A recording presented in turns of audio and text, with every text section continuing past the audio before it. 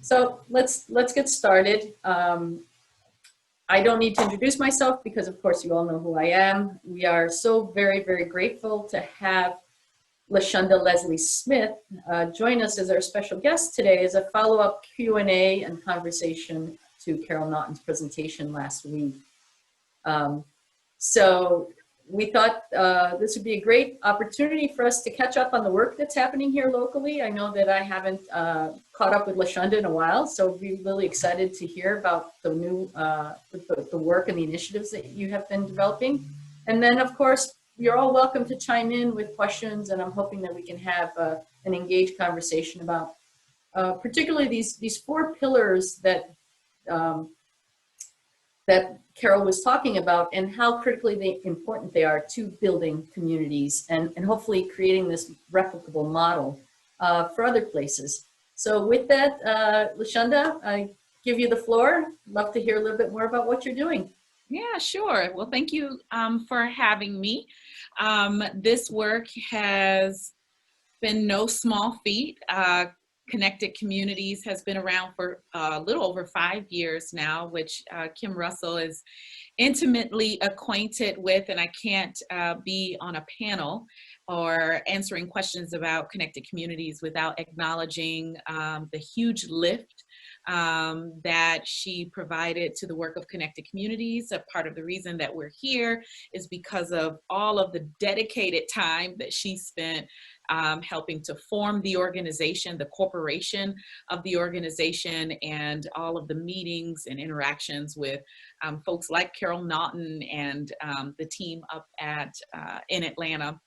At Purpose-Built Communities. So thank you, Kim, for all of your service and continued service on our housing committee. So as I mentioned, we've been around now for 5 years. I've been in my role a little over 4 years now. And I like to tell people that the board, Kim included, gave me an offer letter for this job and said, go ye forth into the world and make it happen. And so when we initially started this work, I was the only employee, the only staff member. I don't even think our board of directors was a formal board of directors at that time. They were still a steering committee. And shortly after I was appointed as the executive director, a formal board of directors formed, and we have been growing in our sophistication as an organization ever since. We do operate around these 4 critical components, what we call them pillars. Those are housing, education, workforce and economic development, and health and wellness. Essentially, we believe that in order for communities to be thriving communities, we have to have resources and access to supports and services within those 4 pillars. We want people to be able to live, work, and play safely in their neighborhoods. And so even amidst COVID, we were able to finalize something that has been in the making for some time, a comprehensive neighborhood plan that outlines 55 recommendations around those 4 pillars. This plan can be found on our website, Connected Communities ROC, ROC.org, if you'd like to read the detailed 156-page plan. No time for an extra 156 pages, no problem. We have an executive summary that's only about 15 pages, and it really highlights what this work is all about. So some of the pieces that I'm just extremely proud of in our work, well, I think the thing that I'm most excited about and just really brings me joy every time I think about this is the creation of our resident ambassador program. So when I first started this work, you know, obviously engagement when you're doing neighborhood work is extremely important, but it is really undervalued by funders. They don't really get it. Engagement, okay, so you're gonna have coffee with a few people, you're gonna call a few folks. No, like we're on the ground, pounding the pavement, asking people about their desires, and trying to do this in an innovative way because quite frankly, people in our neighborhood have survey fatigue. So I was hearing all the time that we need more residents at the table. We need more people more diverse individuals to come to the table, and people who live in this neighborhood, who care about this neighborhood, to speak about what they need in their neighborhood. But the reality is, I get a salary to do this work, right? And so we want to benefit from the time and the talent and the context expertise of residents from their firsthand experiences, but we don't have any ways of compensating them. And so to address that, Connected Communities created the Resident Ambassador Program. We've gone through several iterations of this. It originally started as an AmeriCorps program the first year we did it, but I didn't really like the fact that our 7 AmeriCorps members really belonged to 7 other organizations, and we didn't get to utilize their time and talent as much as we could have benefited from. We did a second iteration of that. We created a parent ambassador program and partnered with School 33 and East High School, and we had parents from each of those schools who really served as liaisons between the 2 institutions and boots on the ground. And from the learnings from those 2 variations of the program, we created the then Resident Ambassador Program. And we hired 7 individuals. Our goal was to hire individuals from the 7 sections of our neighborhood so that they would essentially serve as like a block captain for that section. Again, they still serve as liaisons. They are still very much boots on the ground, but we wanted to give to them as much as we felt we were taking from them by benefiting from their context expertise. So not only do they get paid $15 an hour for up to 15 hours a week to engage in this work, we also have a partnership with St. John Fisher College, and the college has given us 3 fellows who are doctoral level associate and assistant professors who helped to create our curriculum. And at the end of a 1-year commitment from our residents to the RA program, they will receive what we call a micro credential. So it's a dual certificate from Connected Communities and St. John Fisher that they could use. And it also sort of solidifies or codifies the transferable skills that they have learned in the Resident Ambassador Program. But for us, they expand our capacity significantly. They have access and connections to residents and community groups that maybe Connected Communities did not have relationship with. And so they facilitate that information exchange and help to give us validity and street cred, if you will, with residents in the community. So that's been something I've been really proud of, the creation of that. And now we're entering our 2nd cohort of resident ambassadors starting this fall. And so I mentioned that the resident ambassadors expand our capacity. And one way they were able to do this for us, also with the help of additional volunteers, within our housing pillar, we wanted to address the hundreds of vacant lots that we have in our neighborhood, but we didn't want to just sort of pull recommendations out of the sky. We did do hire consultants to do a comprehensive housing market study, which was very granular. As you can imagine, most housing market studies take an aerial view. We had our consultants go block by block and really even outline the differences between the 2 neighborhoods that we serve. And our resident ambassadors and other volunteers were able to help us to implement a parcel by parcel analysis. So we went to every single vacant parcel, and there's over 200 of them. And we surveyed, Kim was very integral to that work and helped to create the instrument that was used to assess the vacant lots, and not just that one lot, but the house to the left and to the right of it and across the street. And we talked to neighbors to the left and to the right and across the street and asked them about their opinions, what belongs here. And we utilized a ranking system that could determine the highest and best usage of that lot. But we didn't just, the highest and best usage for us is not the city's ability to secure tax dollars for that lot. It really had a lot to do with the overall street itself. What was happening there? Would it make sense for this lot to be split between the two homeowners and used as green space? Because that increases the value of that property, right? And it gives people the opportunity to earn equity in their home. And when we think about the history of neighborhoods and redlining and the extraction of Black wealth in communities like Beechwood and Emma, we need to ensure that our policies that we put in place are not simply reinforcing racist practices of the not so distant past, but that we're really being intentional about the building and designing of community.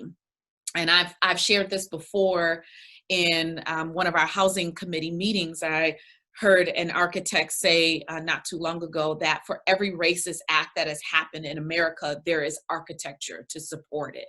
And so even as we're thinking about the implementation of that parcel by parcel analysis and really making some determinations about what's the highest and best use of that space, we have to have ever present in our mind the past and how the past and those previous actions have caused us to be in the situation that we're in here today. And that's the same for, you know, our education pillar. That's the same for economic development and health and wellness.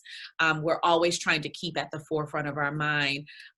There's an African proverb that talks about the Sankofa bird, and the Sankofa bird always looks back in order to move forward. And so that's really I think a core function of how I lead this work, to make sure that we're always looking back so that we can go forward.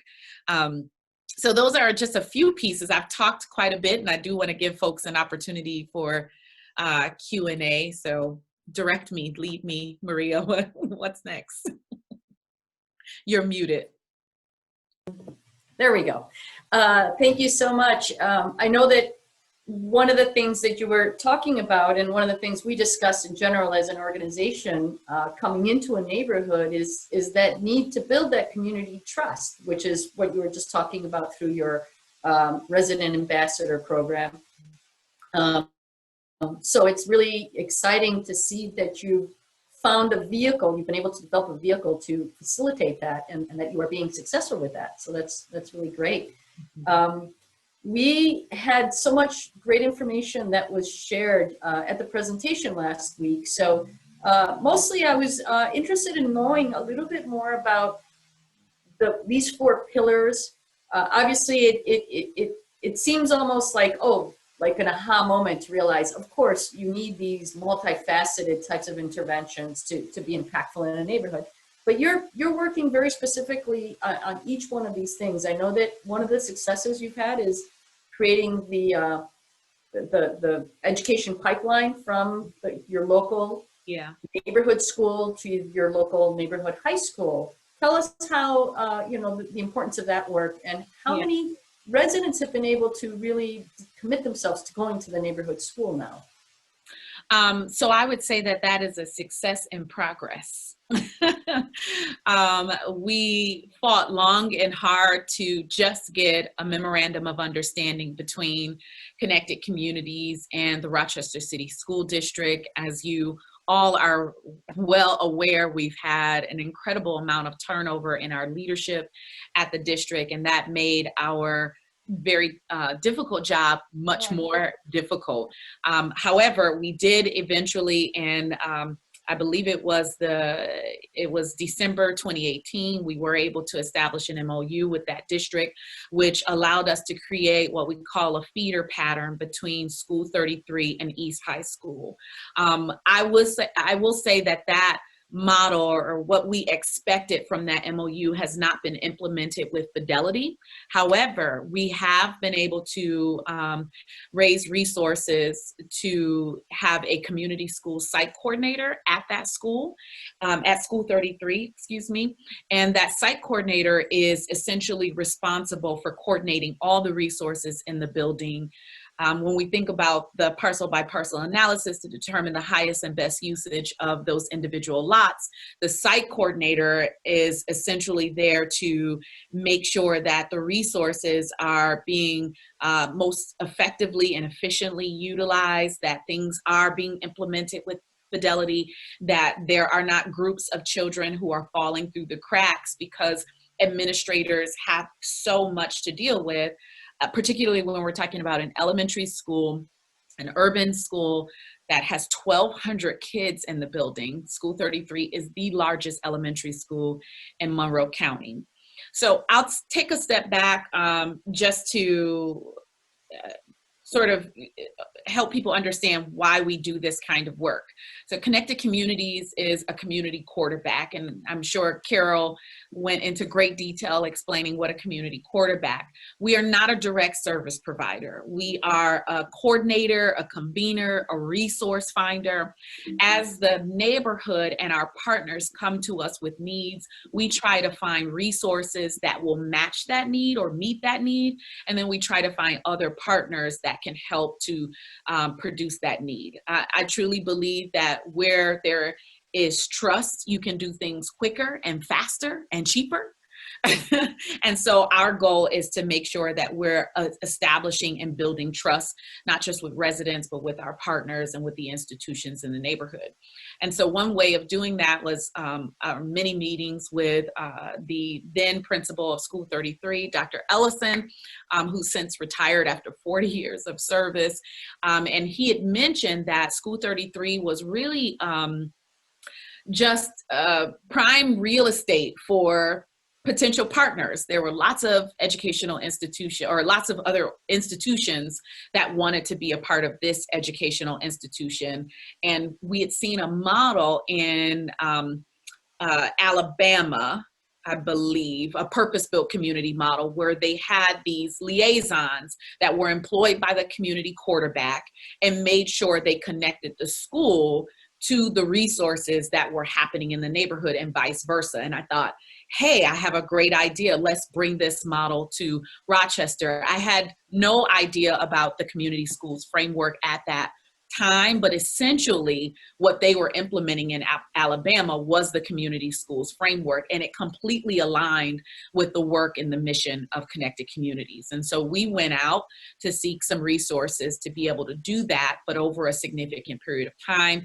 And I was able to secure a grant for $637,000 that allowed us to hire Lindsay Feigenbaum, our community school site coordinator. She is an employee of Connected Communities, but she is stationed at School 33. She works at an administrative level with the school, building out the school's community engagement team and working very closely with the community schools coordinator at East High School, so that as their sixth grade, their fifth go sixth grade and sixth go seventh grade class feeds into East High School, there's some continuity between the two institutions. And so the other piece that we've done relevant to the education, because as you mentioned earlier, there was a very low number of students from the neighborhood that were attending either one of the institutions. Collectively, it was about 14% of students from the neighborhood going to one of their two neighborhood schools. It was a total of 5% at East High School and around 21% at School 33. And so we mobilized volunteers and put boots on the ground. We started going door to door, helping people to know that these resources were right in their own backyard, asking the question, why aren't your children attending the neighborhood school? And for some, it was as simple as, I need that extra hour in the morning when the child is on the bus going to school across town so that I can get on the bus and go to work. and then have that extra hour in the evening before they get home so I can arrive there. So there were simple things like that.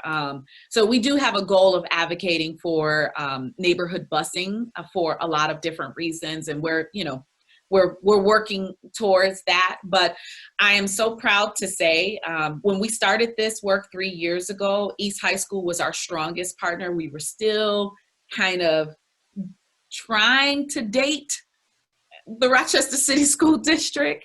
We're married now. We're in litigation to some degree, but we're married. We haven't divorced just yet. We're working on it. And I think with our new principal there, and Dr. Ellison was great as well, but with our new principal, Mary Muniz, she recognizes the benefit of this work. But with our door-to-door campaigning specifically for East High School, we were able to increase the neighborhood attendance rate from 5% to over 30% in a 3-year span. And so I'm really proud of that work.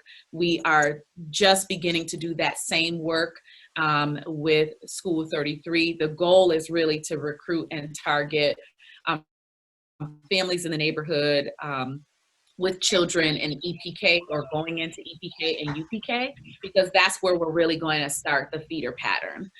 One other piece that's important, relevant to our community schools work or our education work, is that because most of the kids don't live in the neighborhood that currently attend the school, even though we're getting that fifth go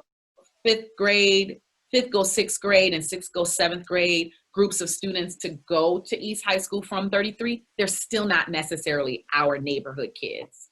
And so that's why we are trying to start the work at the beginning of the pipeline with those EPK and UPK kids, support those families all the way through sixth grade, and then them feed into East High School.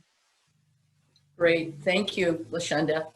Mary, go ahead. I have 2 questions, LaShonda. Hey, Mary, how are you? I'm good, hon. The first one is, and I'll give you the 2 questions and you can. The first one is these empty lots. What were they before? Were they housing that was torn down? Were they businesses that left and never were rebuilt? I know there's a lot of huge business space in Emma. And are you trying to fill them with bringing in businesses or some forms of industry into the connected community to give the vital jobs? And also, School 28, Dorothy Parham had worked so hard to get School 28 as part of this cycle of learning, which is the Emma end of connected communities, and very, very close to that part. It never materialized, which was just a shame, because they even had some people said they would volunteer and that, and we all know the parents have to start buying into the schools. And last but certainly not least, when you have your personnel that you've hired to look over School 33, we all know the tragedy of our city schools and how it is destroying our children's futures and how it has destroyed the futures of many of our adults out there. So are they overseeing the quality of education that the children are receiving, which is so necessary?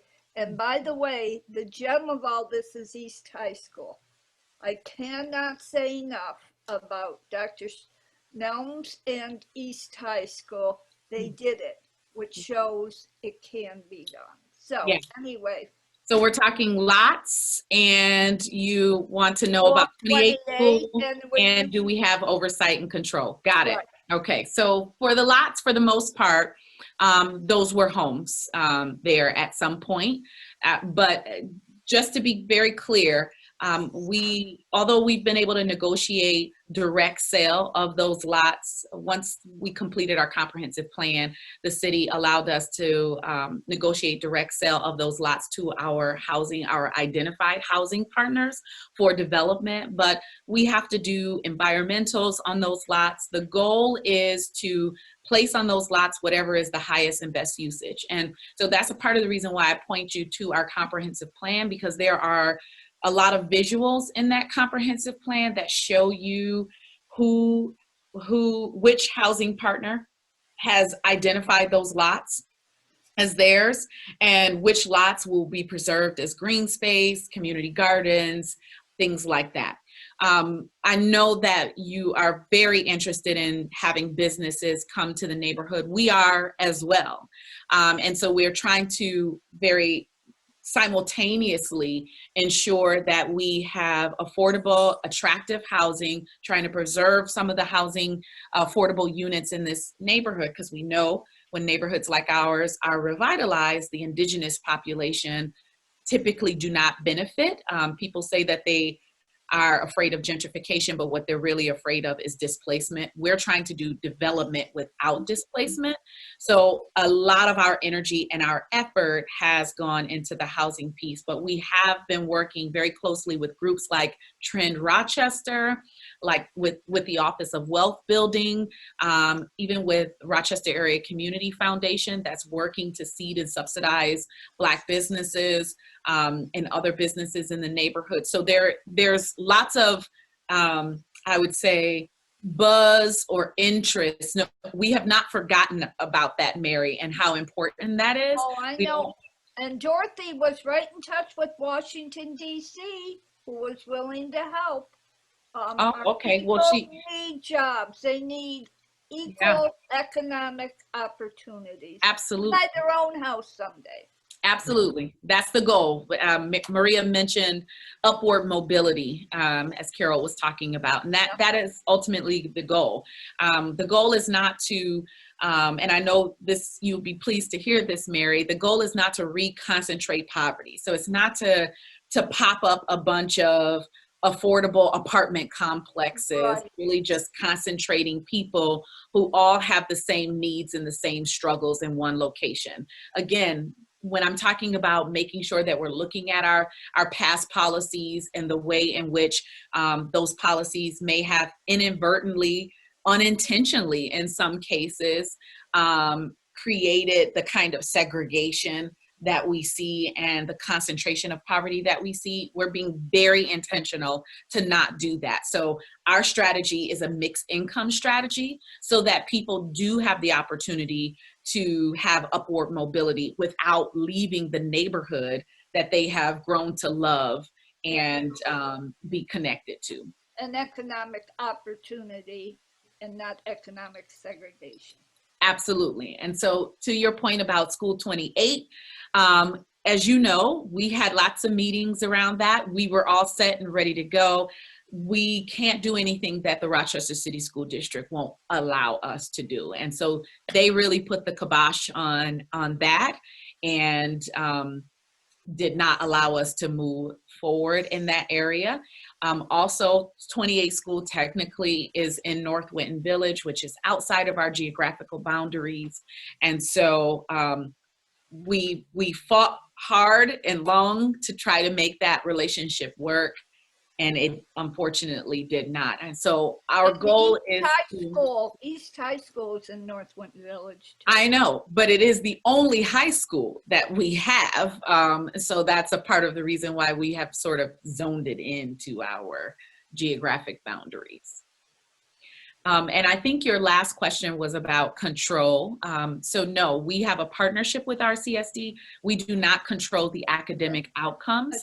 We monitor. There are some areas that we can monitor and help to reinforce and advocate. There's other areas like community engagement, parent engagement, where we help drive. Our resident or our site coordinator is responsible for driving those areas, but RCSD was not interested in doing the kind of partnership with us that they have with the University of Rochester. So Yeah. they can drive academic outcomes. They can do a lot more changes Yes, they there. can. We're not in the position to do that. And I would say purpose-built would argue that you need that level of control. And you know, who wouldn't like that level of control? But Sure. I think our main priority was building those relationships and making sure that people understood that we were here for the long haul and that our work was sustainable over time. And I do believe that those efforts will prove to be very fruitful for us in the future. And if it was working, you wouldn't need it. You wouldn't need it. Maybe we as citizens have got to stand up for once and for all and say, our children, our past children, this, we've got to take a stand. It can't go lowest in New York State, almost one of the lowest in the United States. It's cruel. So thank you, Lashunda, for explaining that to us. I know I know how important it is to establish these relationships and how critically important it is to prove success through your intervention. So certainly this is a wonderful first step. Hopefully it will lead to more engagement, more success in general for the community and for the school. And then people will begin to recognize the value of perhaps really making a larger commitment to this. So I want to let Alan ask his question. He's had his hand up for a long time. Hello, Alan. Hello. Thank you for taking my question because I do have to jump out a little early. Greetings from Buffalo. I'm in the part of Buffalo where Push Buffalo operates. And I guess I'm wondering to what degree you're modeling what you're doing on what Push Buffalo has done, or if you see this as a fundamentally different approach. And in the presentation last week, you know, I asked the question about what I'm observing with traditional neighborhood organizations like neighborhood associations and block clubs, and how, given a lot of the current challenges that we faced, you know, with gentrification, blighted properties, schools, climate change, inequality, you know, those traditional organizations just don't seem to be able to up to the task. They don't have the capacity. You folks are clearly building a lot of capacity, you know, with being able to partner with the schools, with being able to, you know, set up an agreement with the city to take vacant properties, to reuse vacant properties. So I guess, to what degree do you see your model as sort of taking over from the traditional neighborhood association model, or are you partnering with existing neighborhood associations and block clubs that were operating where you are now? Yeah, absolutely. I mean, we love Push Buffalo. Before COVID, we had received a grant to take a bus of folks down to Push Buffalo to just kind of see and explore. And I do believe there have been some folks that have been serving on our an environmental committee that we have. But we have no desire to take over or to replace neighborhood block groups or neighborhood associations. Everyone has a role to play in the revolution.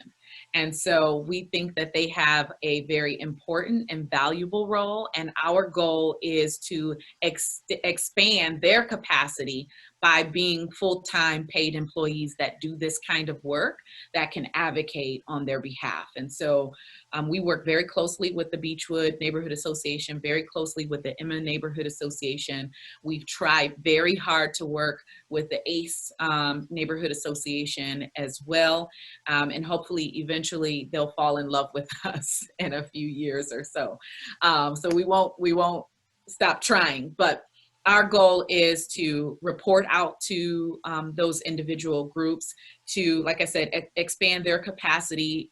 We have several of them serving on our board. As a matter of fact, Connected Communities Board, in an effort to keep community voice as a priority, we have what we refer to as a voters block. So there is a position on our board for the Beechwood Neighborhood Coalition, a position for the Emma Neighborhood Coalition, and a position for a faith leader. In order for us to have a business meeting, we have to have a quorum of that group in order for any agenda item to pass a positive passing. We have to have a quorum that votes for that group. So again, I think they have a very valuable role. They are the reason why we are here. And so we want to just continue to build on the work that they have been doing for decades in these neighborhoods, but just again, increasing their capacity. Thank you. Maybe I'll see you in Buffalo someday. Okay, sounds good. Thank you, Ellen, for the wonderful work that they're doing out there in Push Buffalo. I know they presented for the Community Design Center years ago when it was in its infancy. And we've often wondered about, how could that model be implemented here? And we've always come to the conclusion that, the success of any work in the neighborhood has to be led by people in the neighborhood. So I think that's, kind of part of what you're also saying, Lashunda, and the fact that you're helping to assist and support current resources. And part of the work is also to identify those community champions, which are so critical to the work that needs to happen in neighborhoods. Absolutely. So any other questions for either me or Lashunda, or topics of conversation that you want to bring up? I know that gentrification is always a concern, but I'm so happy that Lashunda mentioned that the biggest concern is mostly displacement, not necessarily gentrification. And there's a big difference there. So building into neighborhoods the opportunity to let people that live in the neighborhood stay in the neighborhood is, I think, would be a priority. What do you have, Richard? Well, I've had experience in Market View Heights for many, many years through the emergency housing program of the Tempro, for which I was president for decades. The incredibly low income, under $15,000 a year per household, results in moving 2 to 3 times a year for the typical poor family, making integration into any school-related program lowest priority.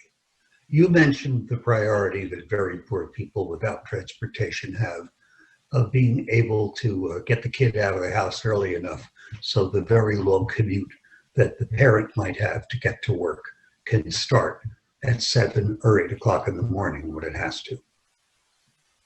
And I want to ask if you could drill down on the opportunity to provide rental assistance to that large contingent of families. I believe in the Emma neighborhood also, not just in Lower Market View Heights, to reduce this transiency so people can stay in the same house, which they leave for only one reason. They get evicted because they weren't able to pay the rent.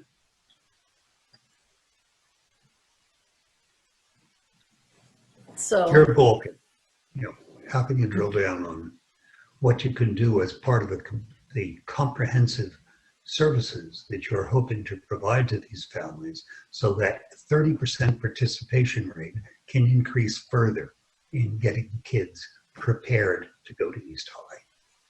Yeah, absolutely. Those are really important priorities for us. We have pulled the data. Our transient rate in the Beechwood and Emma neighborhoods, shockingly, is low. It's only about a 20% transient rate here, but that doesn't mean that people don't move within the neighborhood. So they stay within the neighborhood, but they do move from place to place. We also have done an eviction study as well, and we saw that the evictions that actually made it to court, the highest percentage of those evictions were in the Beechwood community. So we wanted to explore that a little bit more and figure out how can we address the needs of those individuals. Why are they being evicted? We've created some educational programs for families. We found that many of the evictions that were happening were illegal evictions that people just didn't understand. Landlords would serve papers that were not legal documents. We also don't have many renters who have a year-long lease in place. So education is a really big piece of the work that we're doing. As we expanded our capacity as an organization, we created a role of housing project manager. So our housing project manager has been responsible for creating those education pieces. Right now, we're trying to address the immediate need of COVID and the pending release of the moratorium on rent. So we've created two programs. One is a Landlord Fund, because we're trying to prevent the displacement that I mentioned before, and trying to preserve as many units of affordable housing. So landlords can get a grant up to $7,000 for multiple units to do much needed renovations to those properties in exchange for 5 years of affordability. Our hope is that that would allow more tenants to remain in place longer for a significant period of time without having to be transient because the rent became too much, they couldn't afford it. We also have created and established a flexible emergency housing fund as well. And that is for tenants who find themselves behind on rent due to the moratorium or due to COVID, and have back pay because they lost their job, or even tenants who are in homes that have a significant number of code violations, because we're also trying to address the issues with slumlords in our neighborhood, and just making sure that people have not just a place to live, but a safe and affordable and attractive place to live. And so there may be instances where we would like for you to remain in place, but it's just best for you to move. And so providing some resources for families to do that. Those are short-term interventions, Richard. We want to do things that are much more long-term and much more sustainable.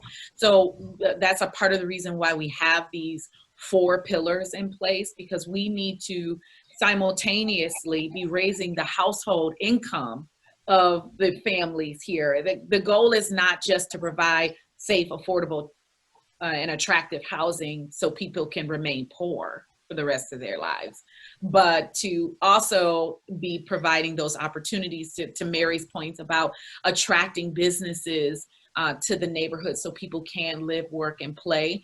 And, you know, unfortunately, this is a 20-year endeavor and it will take some time, but all of the things that you mentioned are at the highest priority for us, making sure that families can remain in place. Because the other thing with Beechwood in particular, 77% of our households are headed by single head of household parents.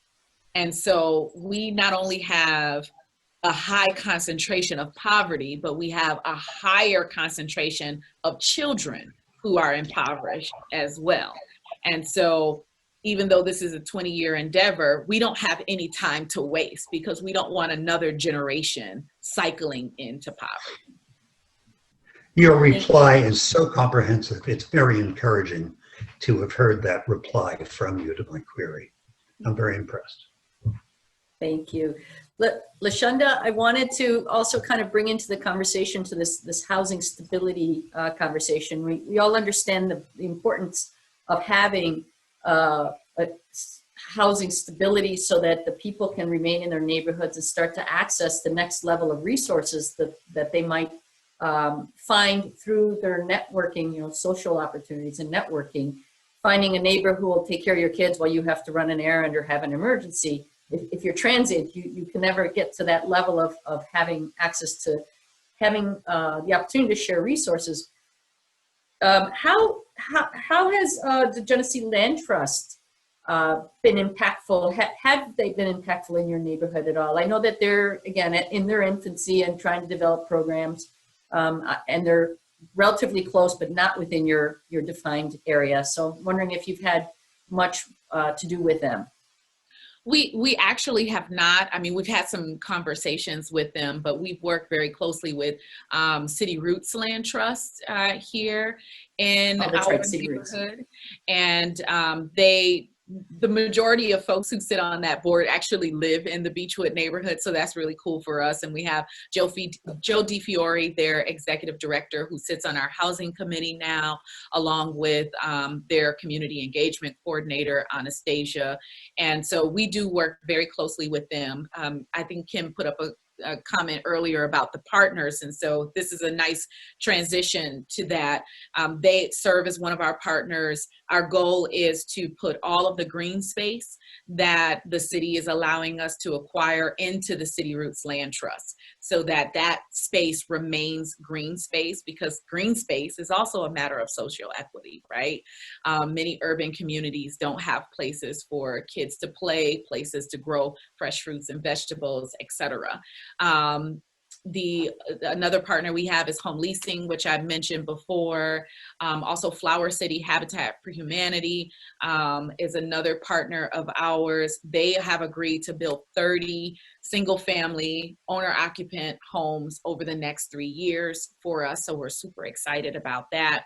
And we're, hoping to be developing additional partners as time goes on. But we do want to make sure that as many properties as possible can go into the land trust. But here's probably the argument that Joe and I get into all the time. So you talked about like the transients and people not being able to put down those roots. Well, that, I'm a girl from the hood, and that was my story. I attended, I think my mom and I counted 10 city schools throughout my education. We moved a lot, and my parents both worked and had decent jobs and was able to provide for us, and we still had that level of transience, that experience. And so we never laid down roots anywhere. We never had those real connections. But fortunately, by the grace of God, by the time I was 21, I was able to purchase my own home because I had that experience as a child, right? And I was like,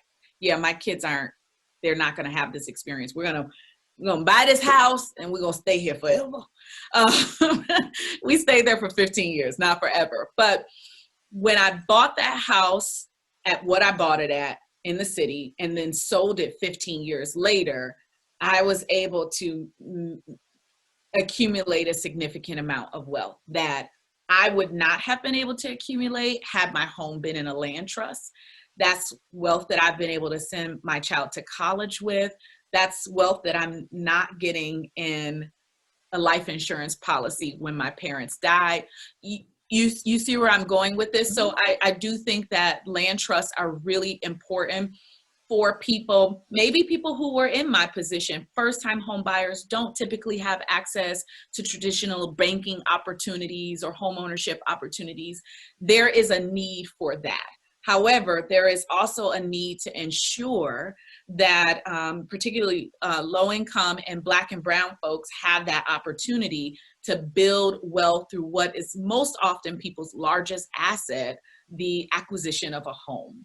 Mm-hmm. And so love CLT and promoting them all the time, but also that's where that upward mobility and making sure that there are multiple options and people can choose what's best for them. Yeah, I have to agree. I know that in the work that we do, we are always advocating for diversity. And what we mean by diversity is certainly diversity in typology, diversity in use, diversity in income, affordability, diversity of size, so that any person can find a place where they can fit themselves into the community. And they need to feel like they're a part of the community in order to be able to contribute to the well-being of that community, right? So if we have people that don't buy into the community, that are just passing through, you never build that sense of community, that neighborhood identity that really starts to make that neighborhood really work in a way that brings incredible benefits back to the individuals that are part of that community. So I agree with you that the Community Land Trust certainly has a role to play. In some of the work we've done in the city, we've talked about the need to have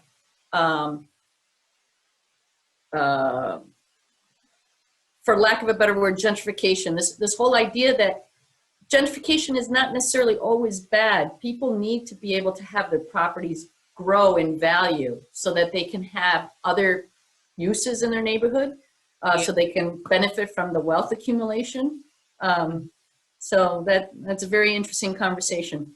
We probably have time for one more question if you have one. Otherwise, I'll give you all a potty break. Kim.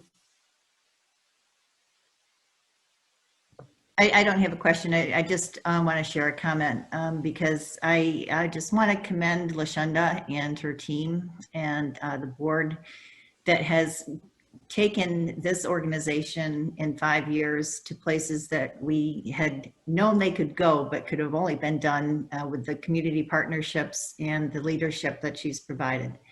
I really want those of you around the table to look at this organization as an example of what good neighborhood engagement and development can be. And it takes time. You know, when I first got going with this, it was like, I was the one we got to do this more quickly. We can get there. We can do this. We got to get this application in. And I've learned much through the process of how you need to build trust in the community, create networks that work, include people that probably don't have the same opinions of you and how things are going to happen, and be open to looking at different alternatives to be able to come to a collaborative vision of what it's going to be like. So I just, I can't be prouder of the work that they're doing. And I'm very thankful to the Design Center for focusing on this and for making this information available to the broader community, because it truly is a model for how this is done well. Thank you. Thank you. Couldn't have better closing remarks. So I really want to thank everyone for participating. You know, we exist, this format exists for us to be able to have these conversations, and hopefully we'll find ways to continue having these conversations. So I really want to thank LaShunda for taking the time to be with us here today to share information about connected communities, and to all of you for your time today. I have to point out that we have an upcoming awards presentation on November 19th. So please join us for that. It's going to be moved to a virtual platform like everything else, but we have some wonderful and exciting awards to announce. And also, I have to thank all of our sponsors. We've been very, very fortunate to have support from many people in the community, businesses, foundations. So we could not do the work that we do without their support. And we are coming into our annual Give campaign. So if you appreciate what we do, we certainly would appreciate your support as well. And in particular, I want to thank our Circle of Giving friends. Those are individuals or businesses that have made a sustaining commitment to our organization. It's a wonderful club, and if you're interested, please join it. We have a survey that will not come up automatically, but Monica will share it in the chat or send it to you directly. But your feedback is very important to us in helping us to improve our programming. So we're currently in the process of going through a strategic planning process, which couldn't happen at a better time with everything that's happening. It's important for us to try to understand the role that we can continue to play, the services that we can provide to the community. So your feedback will be helpful. And with that, I thank you all very much. And you'll be able to get a recording of this, but let's keep talking. Let's keep working in our neighborhoods and our communities to make them better. Bye-bye, everyone. Goodbye.